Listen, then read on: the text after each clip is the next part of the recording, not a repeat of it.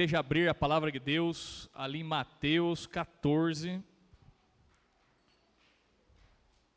E eu vou aproveitar a deixa do pastor Beto. Essa oferta especial aconteceu voluntariamente ano passado, foi muito legal. E eu quero que essa oferta se estenda também ao pastor Josué. O pastor Josué, ele vive só da obra aqui também local. Então eu quero desafiar vocês também a contribuírem, pensando não só nos missionários que estão no Nordeste, mas nos missionários locais também. Amém? Vamos ler lá Mateus capítulo 14.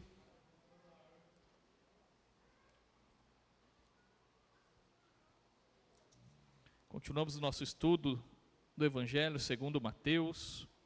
Hoje nós vamos ler a partir do versículo 22.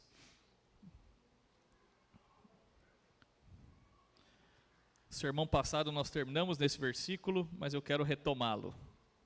Mateus 14, 22, diz assim: Logo em seguida, ele obrigou os seus discípulos a entrar no barco e ir na frente dele para o outro lado, enquanto ele mandava as multidões para casa. Tendo-as mandado para casa, subiu ao monte para orar em particular. Ao anoitecer, ele estava ali sozinho. Enquanto isso, o barco já estava bem longe da terra e era sacudido pelas ondas, pois o vento era contrário. Já alta madrugada, Jesus foi até eles andando sobre o mar. Feche seus olhos. Senhor, obrigado pela Tua palavra é uma base forte para colocarmos os pés. Queremos ouvir a Tua voz nesta noite. Acalma o nosso coração, dá-nos sensibilidade neste tempo, ao Teu direcionamento, que possamos sair daqui cheios do Teu Espírito, possamos sair daqui com a direção do Senhor. Nós consagramos este tempo a Ti, Senhor. Faça-nos mais parecidos com Cristo Jesus. Esta é minha oração em nome de Jesus. Amém. Meus amados, o que vocês fazem quando vocês estão muito cansados? Quando você está assim no limite do estresse, quando você está trabalhando demais, quando parece que tudo está se acumulando, quando as demandas parecem não ter mais fim, parece que você trabalha e você olha, tem mais coisa para fazer e nunca se acaba. O que você faz quando você está no limite do seu cansaço? Tem gente que vai dormir, tem gente que vai deitar na rede, tem gente que quer ir para um resort, descansar, quer viajar. Tem gente que desliga o celular para ter um momento de paz. Tem gente que fica no Instagram 2 horas ali para ter um momento de paz, né? Tem gente que vai assistir um filme. Eu não sei o que você faz. Na pregação passada nós vimos Jesus tentando ter um momento a sós. Lembrando que ele tinha perdido seu primo, João Batista. João Batista tinha sido assassinado. Então Jesus entra num barco para ter um tempo em particular, o texto diz. E é muito interessante porque ele entra ali e atravessa o mar da Galileia. Lembrando que o mar da Galileia não é um mar, é um grande lago, um lago gigantesco. E ali Jesus atravessa aquele lago e quando ele chega na outra margem, para ter o seu momento particular, ele encontra uma multidão que alguns estudiosos dizem que era quase 20 mil pessoas. Imagina isso, você chega e está ali 20 mil pessoas. Eu dei o exemplo da Alô e do Jô no culto passado, vocês lembram? A Alô querendo ter um momento de paz sem as crianças, aí ela chega na cafeteria para ter aquela tarde gostosa, o Jô está lá com as crianças esperando, né? Fala, meu Deus do céu, né? E o texto diz que Jesus se encheu de compaixão e ficou ali, até o anoitecer, curando e cuidando daquelas pessoas. E agora nós retomamos. O texto diz que logo em seguida ele mandou os seus discípulos ir embora. E esse termo no grego é muito interessante, porque assim, obrigou, ele falou, vai embora daqui, não quero ficar com vocês, vai embora, vai, eu vou despedir as multidões. E logo que ele despede as multidões, ele se retira para ficar sozinho. Depois de tanto e tanto trabalho, Jesus vai descansar. E como é que Jesus descansa? Esse é o primeiro ensinamento que eu quero trazer para vocês. Ele buscou uma rede, ele buscou uma boa cama, um resort ali com vista para o Mar da Galileia. Eu acho que não tinha resort na época, mas devia ter umas hospedagens gostosas. Onde é que Jesus descansa? O texto diz que ele sobe ao monte para falar com o Pai. Diga assim, falar com o Pai. Eu fico imaginando como é que essas cenas foram escritas aqui na Bíblia. Afinal de contas, é um momento particular de Jesus. Já parou para pensar nisso? Momentos particulares de Jesus orando, sozinho, e está registrado. Você fala, ué, tinha alguém observando, alguém perto? Eu penso que não, eu penso que a maior possibilidade é que Jesus, quando ele descia desses momentos com o Senhor, ele contava aquilo que ele tinha vivido. E por que ele fazia isso? Para que seus discípulos aprendessem, para que seus discípulos seguissem o seu exemplo. E nós estamos aqui, discípulos de Jesus, sendo ensinados a imitarmos a Jesus. E essa é uma imitação que eu quero desafiar você. Jesus encontra descanso na oração. Era ali que ele encontrava refrigério. Jesus renova suas forças aos pés do Pai. E sabe, é algo inegociável na vida do cristão. E Jesus está nos ensinando isso hoje. Devocional, diga devocional. O que é devocional? O que é o tempo a sós com Deus? Gente, é você parar para estar aos pés do Pai. Sem meditação na palavra e sem oração, nós vivemos uma vida carnal. A base da nossa espiritualidade é cultuar a Deus uma vez por semana com a comunidade. Por isso que eu insisto, culto não é um negócio para você aparecer de vez em quando. Culto é quando? Todo domingo. Sabe o que significa domingo? O termo domingo, o que é? Quem lembra? Dia do Senhor. É um dia que você separa para estar na casa do Senhor. Não é eu separo para fazer churrasco, dar um rolê, jogar bola. Quem jogou bola hoje aqui? Ó? Cadê a galera do futebol? Vai ter vingança, Mateus. Para quem não sabe, vou contar aqui, vou expor o Mateus.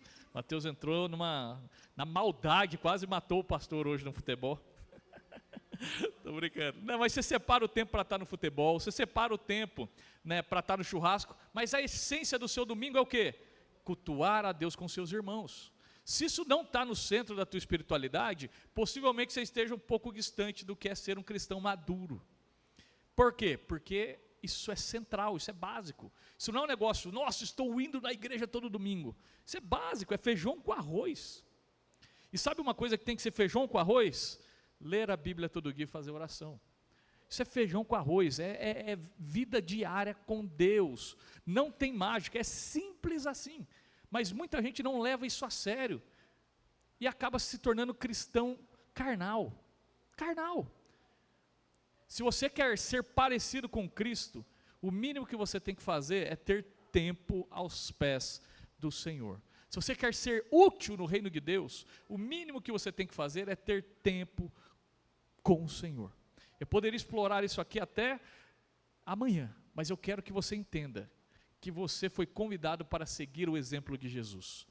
Fala para a pessoa que está ao teu lado, siga o exemplo de Jesus. É isso aí, se fortaleça na presença do Pai. Amém? Vamos ler o versículo 24, acompanhe comigo.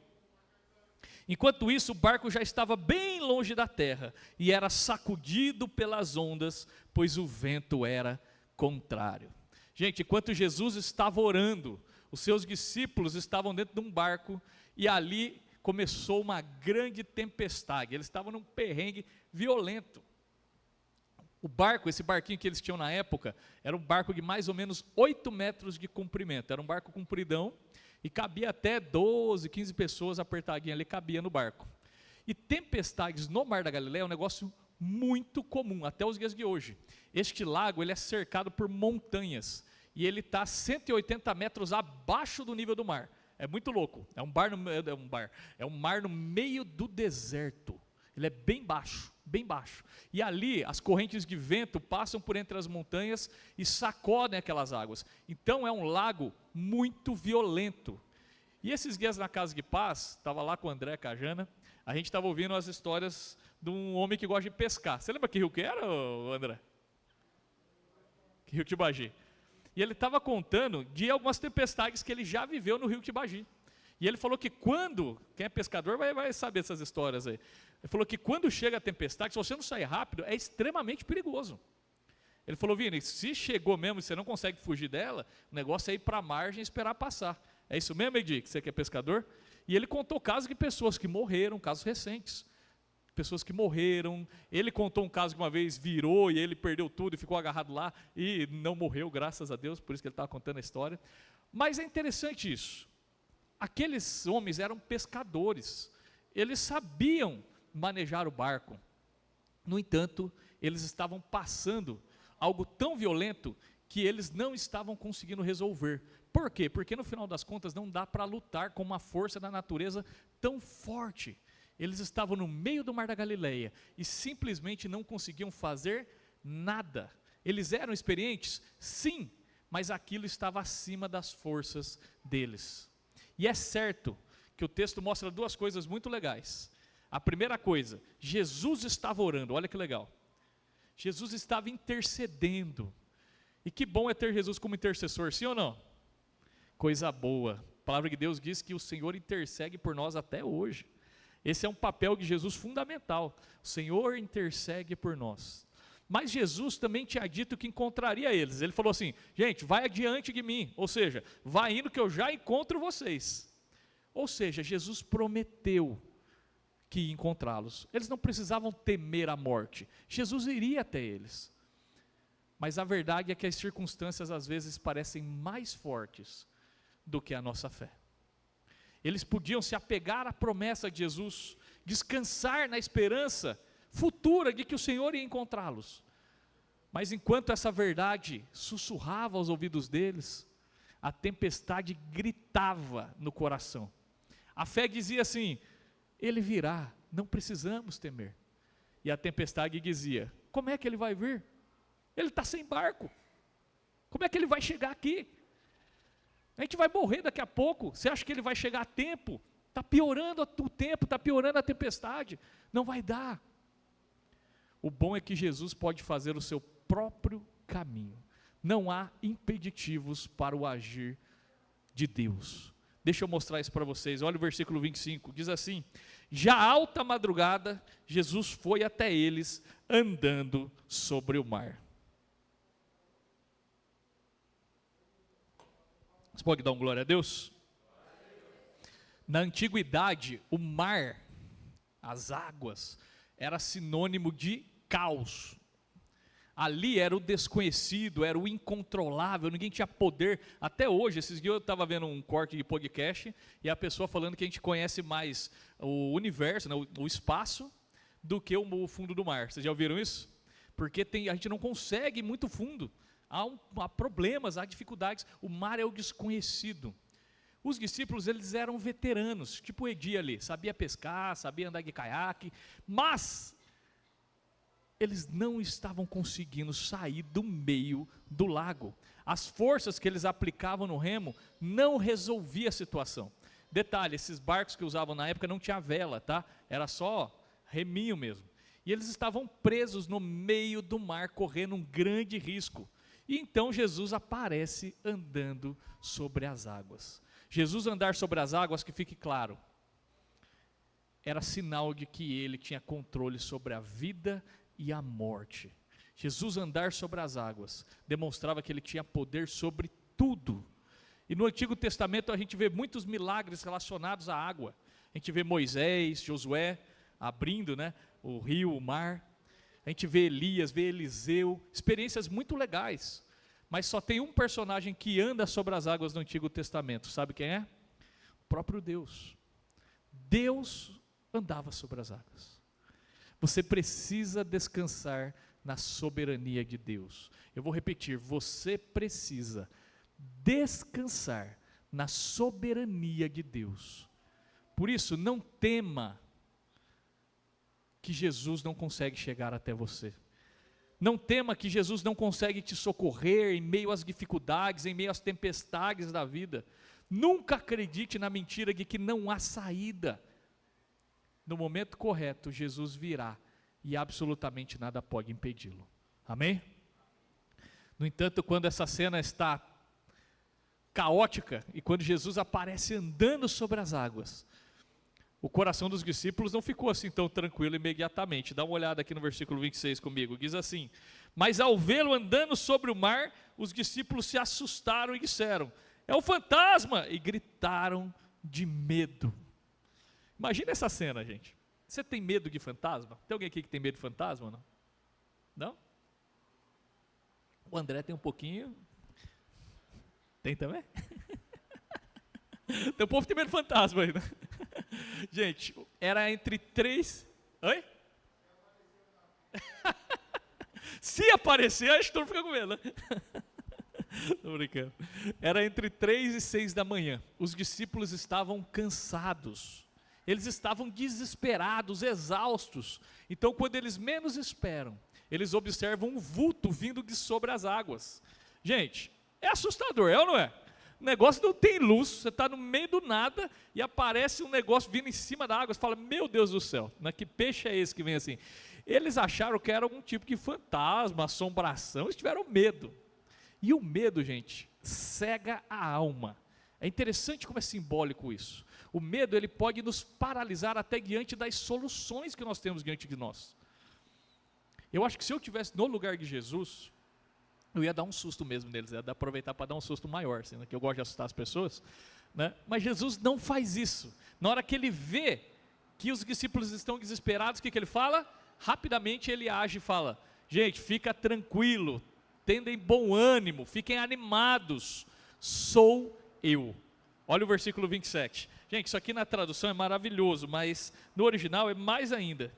Diz assim, ó, Jesus falou-lhes imediatamente. Na hora que ele viu que o povo estava com medo, ele falou, tende coragem, sou eu, não temais. No original é eu sou. Ele usa eu sou, que é o jeito que Deus se apresenta, eu sou o que sou. É poderoso isso.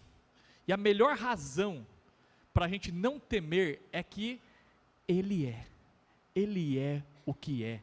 Jesus é Deus. Vamos dizer isso? Jesus é Deus. Jesus é Deus. A gente não precisa temer nada. E aqui é algo muito interessante. Muitas vezes é na tempestade que a gente vai conhecer verdadeiramente o poder do Senhor. Às vezes não é na tranquilidade, às vezes é na dor, é na escassez, é no desespero que nós testemunhamos de maneira mais clara o poder e o cuidado do Senhor. Quem aqui já conheceu o cuidado do Senhor em perrengue, em momento difícil? Nossa, todo mundo. Vocês já passaram perrengue em momento difícil? Ah, tá. É interessante isso, como a dor às vezes nos ensina a dobrar os nossos joelhos, como a escassez, as incertezas, a ansiedade, muitas vezes são instrumentos que podem ser usados para nos aproximarmos do Senhor. É quando nós perdemos as nossas bases, quando as nossas forças não dão conta, quando nossas certezas estão abaladas, que se abre um horizonte para uma nova faceta do poder de Deus. Por isso, aproveitem as tempestades, meus irmãos, aproveitem, não as temas, aproveitem. Pedro quis aproveitar também, só que o jeito de Pedro aproveitar é meio diferente. Vamos ler aqui, versículo 28 a 30, diz assim, Pedro lhe respondeu, Senhor, se és tu, manda-me ir sobre as águas até onde estás. Jesus lhe disse, vem. Descendo do barco e andando sobre as águas, Pedro foi ao encontro de Jesus. Mas, ao perceber o vento, teve medo. E começando a afundar, gritou, Senhor, salva-me. Pedro, como nós sabemos, era o mais impulsivo dos discípulos. E ele faz uma proposta, logo que ele vê que é Jesus, ele fala, Senhor, fala para eu ir até você. E é interessante que Pedro já estava aprendendo o poder da palavra de Jesus, porque ele poderia simplesmente descer e tentar ir até Jesus, mas ele fala, Senhor, fala, manda, porque se o Senhor falar, eu sei que eu vou poder ir. Esse era um pedido um pouco imprudente, mas ao mesmo tempo era muito ousado. Às vezes essas coisas andam bem juntas para homens de fé. E a resposta de Jesus foi simples e direta, disse, vem. E Pedro desceu do barco e começou a caminhar, Eu quero que você tente imaginar essa cena. Esse homem simples, esse homem pescador da Galileia, 2000 anos atrás, descendo e pisando sobre o mar. Mas eu não quero que você imagine o riozinho lá perto da tua casa. Jesus não tinha acalmado a tempestade ainda. O mar estava extremamente violento. Reparem nessa cena. O negócio ainda estava pegando fogo. E Jesus está ensinando algo muito poderoso a Pedro e a nós, que debaixo da palavra dele, nós podemos não só viver o sobrenatural, mas especialmente nós podemos viver o sobrenatural em meio às tempestades. A gente tem uma ideia que o sobrenatural ele é vivido em tempos de paz, mas não. A gente tem ideia que o sobrenatural é só quando acalma a tempestade, quando chega a cura, quando os boletos estão pagos, quando os relacionamentos estão perfeitos. Não. Nós podemos viver o sobrenatural em meio às tempestades. O Senhor é poderoso. E Pedro sabia disso. Mas por um momento ele tirou os olhos do Senhor. O texto diz que ele olhou para o vento, ele percebeu o vento, e devia ser um vento muito, muito forte. E Pedro tirou os olhos de Jesus, e quando ele desviou os seus olhos, ele colocou na fúria do vento, e seus pés começaram a afundar. Quando as circunstâncias minaram a sua fé, ele começou a perder o chão. Esse é um desafio, manter os olhos fixos em Jesus. Quando Pedro tira os olhos do sobrenatural, quando ele duvida no seu coração, ele começa a afundar. E reparem que ele já estava andando sobre o mar, ele não desceu e afundou, ele já estava andando sobre o mar, e aqui há algo escondido nesse texto, que é muito interessante. O vento impetuoso minou a fé de Pedro ali, mesmo ele sabendo que ele podia andar sobre as águas. Isso nos fala sobre experiência. Às vezes a gente já viveu experiências de descansar no Senhor, mas quando se apresenta um problema parecido, às vezes a gente questiona da mesma forma. Às vezes você já foi socorrido pelo Senhor de uma maneira muito especial, em uma situação específica. Vamos exemplificar aqui. Às vezes você achou que ia faltar o pão na sua casa, e Deus foi lá e supriu de uma maneira completamente inesperada, mas ao menor sinal de faltar o pão de novo, você começa a se desesperar. Não é assim que o cristão precisa andar. O cristão ele vai crescendo na fé, crescendo na fé, crescendo na fé. Pedro ainda era jovem, Pedro estava no começo do ministério, depois a gente vai ver esse homem dando a vida por Jesus, mas ali ele vacilou. Por quê? Porque nós não somos diferentes de Pedro. Às vezes a nossa fé é só até a tempestade aparecer, às vezes nós cremos, às vezes nós depositamos a nossa confiança, até o momento que a gente perde o chão, e aí ao invés da gente se apegar ao Senhor, nós o questionamos. Quando nós vemos os obstáculos, nosso coração tende a afundar. Deixa eu explicar uma coisa para você. A nossa confiança, a nossa esperança não precisa ir embora. O segredo é clamar ao Senhor. Clamar ao Senhor. E Pedro faz isso. Pedro começa a afundar e ele clama ao Senhor. Pedro está afundando. E a melhor decisão que ele podia tomar era exatamente essa. Ele clama ao Senhor. E a oração de Pedro é maravilhosa. Como é que é a oração de Pedro aqui no texto? Ele diz: Senhor, salva-me. É mais ou menos assim: eu estou morrendo, me tira daqui. Você está vendo que eu estou afundando? Às vezes nossas orações, elas são guiadas pelo desespero mesmo. E é bom saber que Deus escuta o nosso desespero.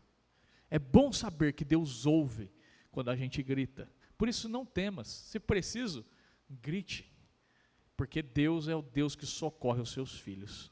Amém?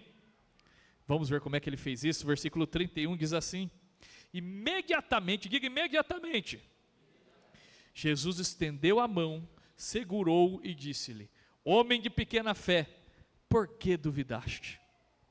Isso aqui é maravilhoso. Jesus não deixa Pedro se afogar. Mas nessa cena algumas coisas acontecem que é interessante. Primeiro, Jesus não usa aquela pedagogia da dor, sabe, está se afogando, vou deixar você se afogar um pouquinho aí para você aprender a confiar.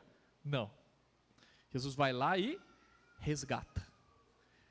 E ali, sobre o mar, eles não subiram no barco ainda, está segurando Pedro em cima do mar, está vendo, Pedro? Ó, fica tranquilo, a gente está aqui, não vai afogar não. Sobre o mar, aí ele exorta Pedro. Ele falou, homem de pequena fé. Ele tem a exortação, mas antes da exortação, ele salva. Ele salva. Jesus primeiro salva e depois censura Pedro. E aqui é um aprendizado para nós. Nós não devemos reprovar uns aos outros até que primeiramente os ajudemos em suas dificuldades. É muito fácil a gente chegar e cobrar o outro, censurar o outro, exortar o outro. Mas você tentou caminhar com essa pessoa, você estendeu o braço para tirar ela de lá? Se não, fica quieto. Fica quieto, porque então você não está ajudando. Ajude. Ajude. E depois, exorte. Amém? Davi escreveu 2 salmos maravilhosos, falando sobre resgatar da tempestade. Nós não vamos lê-los agora, mas fica aqui o convite para você ler na sua casa, Salmo 18 e o Salmo 144. E ele diz assim: das alturas o Senhor estendeu a mão e me segurou, e tirou-me das águas profundas. Olha que poderoso, né? E a gente está vendo Pedro passar exatamente por isso. Ele segurou a minha mão e me tirou das águas profundas. Este milagre, sobretudo, manifesta o poder de Deus. E é por isso que meditar nos milagres de Jesus, tão bom ficar pregando Mateus, porque a gente vê um monte de milagre de Jesus, né? É tão confortador saber que Deus é tão poderoso. Deus é poderoso e nós podemos confiar nele. Nós podemos confiar nele, nós podemos descansar em sua palavra. Esses dias estava tendo um incêndio, eu não sei como é que está agora, mas até a Dulce colocou para a gente orar, né, Dulce? E esse incêndio aí, absurdo. Mas quando você vê a primeira notícia do tipo, o incêndio está controlado, você acalma, falou, opa, beleza. Quer dizer que acabou o incêndio? Não.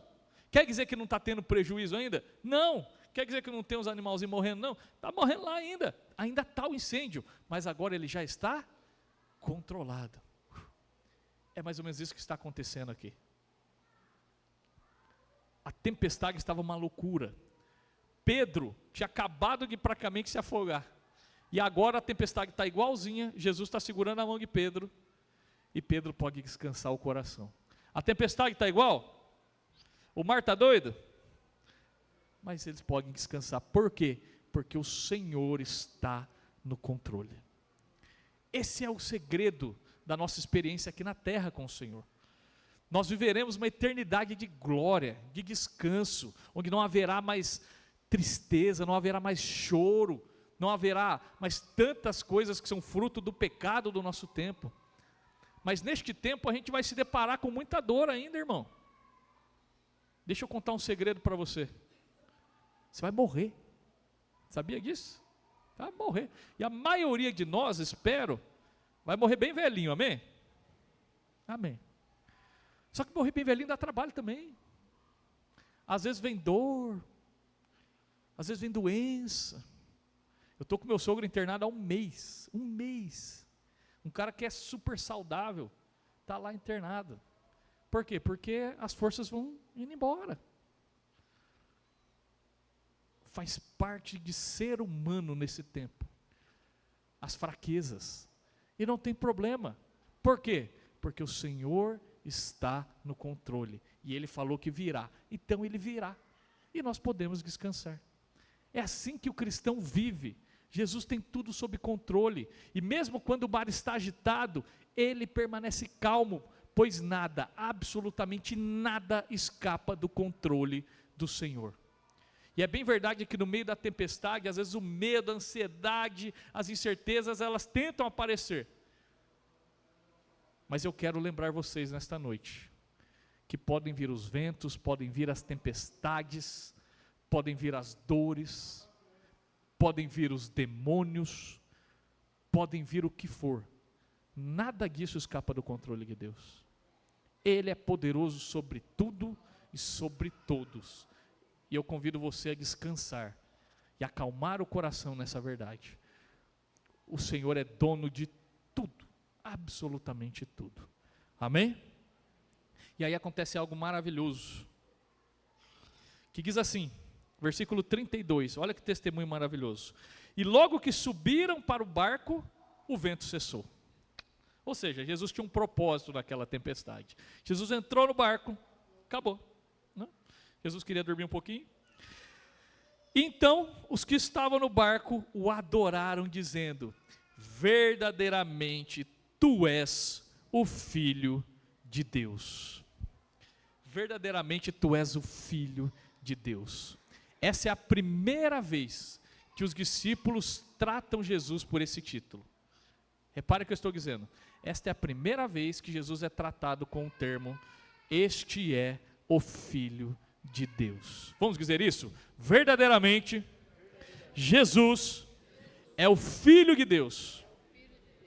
Eles ficam atônitos. Esse termo que usa aqui é um termo que fala assim: eles ficaram maravilhados. Só que eles não tinham medo. Esse termo não tem relação com medo.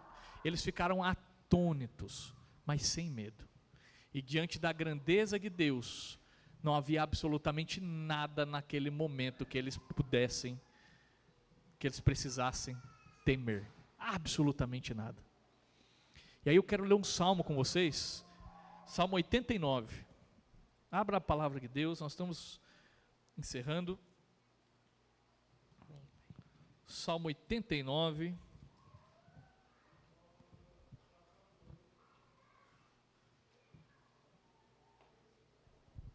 Versículo 8 e 9 diz assim: ó Senhor, Deus dos exércitos, quem é poderoso como tu?